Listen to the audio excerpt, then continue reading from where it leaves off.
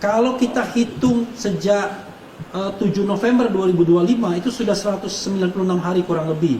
Jadi kasus ini memang sudah berlarut-larut dan sangat tidak relevan untuk ditindaklanjuti. Tetapi pembuktian ijazah itu tetap harus dilakukan demi kebaikan bangsa ini ke depan. Ada 4 hal yang ingin kami sampaikan kawan-kawan semua ya. Pertama adalah soal kami Troya ya, Tifa Roy Advocates itu mendukung pelaporan terhadap Jokowi ke Barreskrim oleh tim pemburu ijazah palsu. Di situ ada Rizal Fadila, ada kemudian Rustam Effendi, ada Heru Purwanto dari UI Watch ya. Dua lainnya itu dari awalnya TPUA, tapi sekarang kita tidak tahu dari mana. Tetapi yang jelas mereka adalah tersangka di klaster 1 ya. Dan itu terkait dengan kepentingan mereka. Yang kedua, kita ingin mengatakan bahwa kasus penersangkaan Tifa Roy ini makin tidak relevan untuk ditindaklanjuti. Karena itu kami mendesak, seperti halnya pekan-pekan yang lalu, agar kasus ini dihentikan. Bukan dihentikan kita minta-minta RJ, tidak, tapi kita mendesak karena sudah ada terjadi pelanggaran hukum yang signifikan. Yang ketiga, kita juga akan menyampaikan tindak lanjut surat yang sudah kami sampaikan, termasuk surat meminta audiensi kepada Komnas HAM, kepada DPR, Komisi 3, kemudian juga ada surat yang kita layangkan kepada Polda Metro Jaya, penyidik Polda, ada juga surat yang kita layangkan kepada Komnas HAM, dan lain sebagainya, apa yang terjadi? Kemudian keempat adalah ada rencana pelaporan terhadap lecumanan dari Pradi Bersatu. Nah ini kami tadi rapat dan kemudian mempertimbangkan secara serius, tinggal siapa yang mengajukan untuk pelaporan lecumanan. Nah saya ingin memulai serba highlight dari 4 hal ini ya. Kenapa kami mendukung pelaporan Jokowi dan 2 nama lainnya? Kalau nama lainnya kan ada P dan kemudian ada ES ya. P dan ES karena kita menghargai azas praduga tak bersalah. Yang dilakukan oleh tim pemburu ijazah palsu. Di situ ada Rizal Fadila, ada Heru Purwanto, ada Rustam Effendi. Karena terkait dengan keinginan kami agar kasus ini dihentikan, kasus penersangkaan Roy Tifa ini dihentikan, tetapi kasus ijazah palsu itu diteruskan. Caranya bagaimana? Ya caranya tadi, bagaimana kita menindaklanjuti apa yang terjadi di Solo misalnya. CLS itu sudah dilakukan banding ya. Nanti Pak Wirawan akan menyampaikan kalau memang ada mekanisme bandingnya. Ada gugatan baru yang dilakukan oleh alumnus UGM juga, Sigit Pratomo ya. Ya, Sigit Pratomo. Kemudian pelaporan pidana oleh tim pemburu ijazah palsu. Nah, ini menunjukkan bahwa ada keseriusan dari civil society untuk pembuktian ijazah palsu instead of menersangkakan dan kemudian berupaya menghukum Mas Roy dan Dr. Tifa yang menurut kami sangat tidak relevan dan tidak ada kaitannya dengan pembuktian ijazah palsu. Jadi kalau mereka menunggu sidang Mas Roy, kita buktikan di pengadilan, menurut saya itu bohong semuanya. Kalau mau buktikan di pengadilan, maka hadapi sidang CLS, hadapi sidang gugatan perbuatan melawan hukum yang baru, atau kalau seandainya memang ada pelaporan ke Barreskrim dan sudah dilakukan oleh tim pemburu ijazah palsu, maka itulah yang seharusnya dihadapi dan kemudian kita minta fairness penyidik dalam hal ini Mabes Polri agar kasus ini ditindaklanjuti dengan proses penyelidikan dan penyidikan. Kenapa? Karena banyak sekali bukti-bukti yang bisa mengarahkan pada kesimpulan bahwa ijazah itu memang tidak ada atau palsu atau kemudian tidak original dan lain sebagainya. Ada bukti surat, ada bukti saksi, ada bukti ahli, keterangan ahli dan lain sebagainya. Jadi selama proses 1 tahun ini makin terlihat bahwa memang dalil Mas Roy bahwa ijazah itu palsu 99,9% itu memang benar adanya, tapi pembuktiannya bukan di sidang pidana Mas Roy.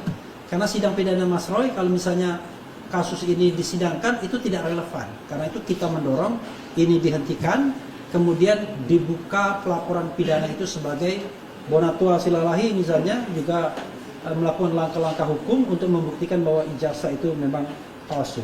Dan Bonatua sudah membuat buku bahwa tidak ada ijazah Jokowi. Itu buku yang dibuat oleh Bonatua Silalahi. Oke. Yang berikutnya adalah mengenai lampaunya waktu.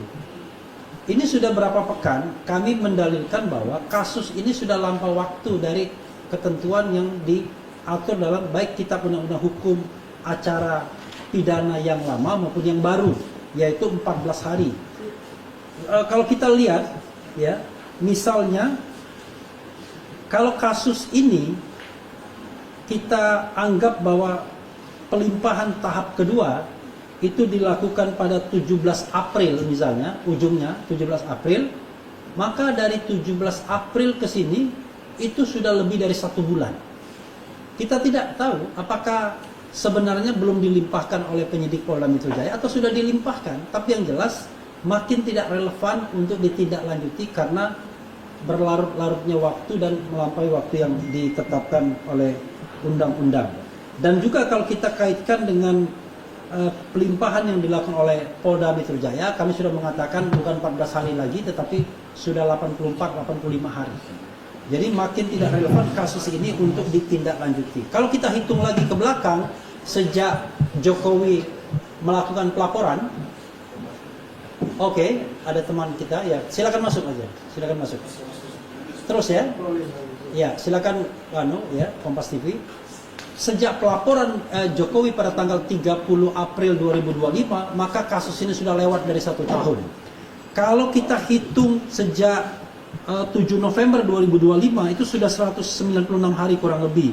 Jadi kasus ini memang sudah berlarut-larut dan sangat tidak relevan untuk ditindaklanjuti. Tetapi pembuktian ijazah itu tetap harus dilakukan demi kebaikan bangsa ini ke depan. Dan itu forumnya, ada forum pidananya yang memang membuktikan penggunaan ijazah palsu atau dokumen palsu, dan ada forum perdatanya yang memang menggugat keberadaan ijazah tersebut, baik yang dilakukan oleh alumnus UGM dalam CLS, citizen lawsuit, maupun dalam yang gugatan baru perbuatan melawan hukum. Kemudian yang ketiga, kami masih menunggu sampai saat ini ya tindak lanjut surat yang sudah kami sampaikan ke DPR Komisi 3. Kenapa kami butuh menyampaikan hal ini ke Komisi 3? Ini nggak ada kaitannya dengan kita ingin seperti yang dikatakan para termul ya kan, wah ini melebar kemana-mana. Tidak. DPR itu adalah menjalankan fungsi pengawasan dalam ketatanegaraan kita. Karena itu kita meminta DPR ikut mengundang kami, RDPU, mendengarkan apa yang terjadi. Kami sudah berkirim surat sejak tanggal 15 Januari dan sampai sekarang alhamdulillah belum ditanggapi ya kan. Wah, para termul mengatakan, wah surat Troya Refli Harun CS dicuekin oleh DPR. Loh, kok bangga dicuekin? Justru kalau DPR cuek kepada aspirasi masyarakat, kepada keinginan masyarakat, dia tidak mengerjakan tugasnya. Untuk apa Anda dipilih dalam melalui proses pemilu kalau Anda tidak mau mendengarkan aspirasi masyarakat, mendengarkan fakta hukum yang ingin kami sampaikan? Hanya karena sebagian besar barangkali masih terikat dengan kekuatan yang lama. Kan ini menjadi nggak ada gunanya DPR kalau begitu. Jadi bukan kami berkecil hati, malah kami mendesak, menggugat, loh kalian kok tidak mau berani berhadapan dengan kami? Kami kan rakyat yang ingin menyampaikan aspirasi. Kenapa tidak dibuka kerannya? Kemudian kami juga menunggu tanggapan dari Komnas HAM sebagai institusi yang punya tugas untuk to respect, menghormati hak asasi manusia, to protect, ya kan? Kemudian kami menunggu bahwa kami menengarai sudah ada pelanggaran-pelanggaran hak asasi manusia dalam proses penanganan kasus ini. Karena itu kami minta audiensi kembali dengan Komnas HAM. Alhamdulillah sampai hari ini kami belum mendapatkan tanggapan balik, tapi kami akan tindak lanjuti lagi. Ya, DPR akan kami susulkan lagi surat baru, kemudian Komnas HAM kami akan susulkan lagi surat baru. Nah, adapun kepada Kejaksaan Agung, Kejaksaan Tinggi, dan juga Polda Metro Jaya, kami tinggal menunggu apa tanggapan mereka terhadap surat yang sudah kami ajukan. Bahkan kalau kepada Kejaksaan Agung dan Kejaksaan Tinggi, kami sudah beraudiensi langsung, bahkan diterima oleh Wakil Jaksa Agung yang juga Jampidum, Jaksa Agung Muda Bidang Pidana Umum. Ya. Jadi itu yang kami lakukan. Sekali lagi, ya, ini nggak ada kaitannya dengan takut dan tidak takut gitu. Ini kaitannya adalah bagaimana menegakkan hukum yang sebenar-benarnya, seadil-adilnya dalam kerangka negara hukum Indonesia. Dan semua stakeholder itu bertanggung jawab. Tidak hanya penyidik Polda Metro Jaya, tapi juga DPR, Komnas HAM, kemudian institusi-institusi lainnya yang juga harusnya terlibat. Kemudian yang keempat, ini yang barangkali baru. Kami tadi berdiskusi dan ada rencana untuk melaporkan lecumanan. Membuat laporan pidana terhadap lecumanan, karena kami menganggap lecumanan sudah melakukan menyelundupkan diri seolah-olah pihak yang dikorbankan atau pihak yang dirugikan dalam statement Roy Suryo. Dan dia merasa mengatakan Pradi Bersatu dirugikan. Maka kemudian gara-gara pelaporan dia di dalam penersangkaan Roy Suryo dan Dr. Tifa, ya, itu ada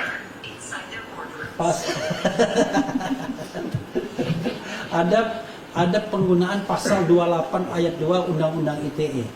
Padahal pasal 28 ayat 2 Undang-Undang ITE nomor 1 2024 itu tidak ikut disertakan dalam pelaporan Jokowi.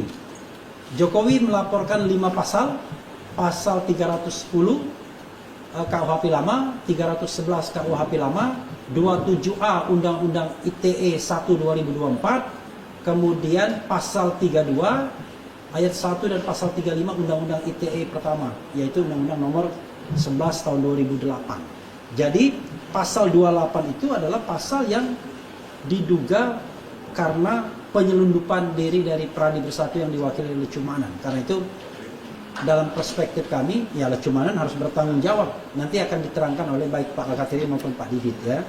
Itu 4 hal yang ingin kami sampaikan. Sekali lagi Mas Roy bilang tidak bisa datang hari ini karena dia ke Bandung untuk menyampaikan buku Tidak Ada Ijazah Jokowi yang dibuat oleh Bonatua Silai. Itu saja. Terima kasih.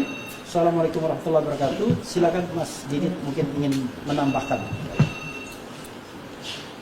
Baik, terima kasih Bang Refli.